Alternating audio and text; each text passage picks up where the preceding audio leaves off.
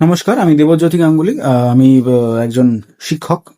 তো আমার একটা কথা বলার আছে ওয়েস্ট বেঙ্গল বোর্ডের প্রতি এবং গভর্নমেন্টের প্রতি। সেটা হচ্ছে আমাদের আপনারা জানি সারা দেশ জুড়ে এসআইআর বা স্পেশাল ইন্টেন্সিভ রিভিশন যার ব্যাপারে আমাদের সমস্ত কিছু কাজ 4 নভেম্বর থেকে শুরু হয়ে গেছে।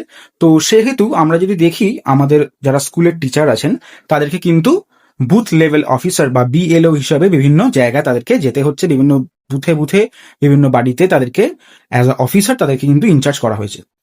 তো সেই হেতু আমাদের যদি ধরে নিই আমরা মোটামুটি প্রায় 3-3.5 লাখ মতো টিচার আছে আমাদের, 80,000 মতো স্কুল, 80,600 মতো স্কুল আছে আমাদের ওয়েস্ট বেঙ্গলে। তো 3,30,000 40,000 মতো টিচার আছে আমাদের। তো তাদেরকে এবার কি করা হচ্ছে যে বুথ লেভেল অফিসার হিসেবে তাদেরকে পাঠিয়ে দেওয়া হচ্ছে। তো তাহলে স্কুলে পড়াবে কি? স্কুলের টিচাররা যদি বুথ লেভেল অফিসার হিসেবে চলে যান, তাহলে আর বাকি কোনো ব্যাকআপ টিচার কোথায় আছেন? এমনিতেই আমাদের স্কুলগুলোতে মারাত্মক খারাপ হাল। সেখানে প্রায় বলতে গেলে একটা স্কুলে বাংলার 4জন টিচার আছেন, কিন্তু দেখা যাচ্ছে সায়েন্সের কোনো টিচার নেই। আবার অঙ্কের 1জন টিচার, বাংলার 7জন টিচার, ইংলিশের 8জন টিচার, কিন্তু সায়েন্সের কোনো টিচার নেই। সায়েন্স সাবজেক্টের পড়ানোর টিচারই নেই বিভিন্ন জায়গা। আমার অনেক চেনা জানা জায়গা আছে, সেখানে এরকমই অবস্থা।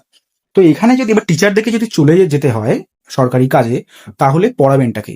একে তো গেল ছুটির 1.5 মাস, পুজোর ছুটি, তারপরে হেনাতেনা ছুটি, এই ছুটি সেই ছুটি সেই ছুটি। তারপরে এবার যদি আমাদের ক্লাসটা যদি না শুরু হয়, এরপরে পরীক্ষাটা, সামনেই পরীক্ষা। এই পরীক্ষায় তাহলে তারা পড়বে কি?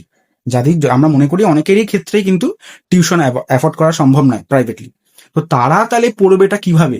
একটু যদি আপনারা বলেন খুব ভালো হয়, যে তারা পড়াশোনাটা করবে কিভাবে, নাকি তারা পড়াশোনা করবে না, কোনটা?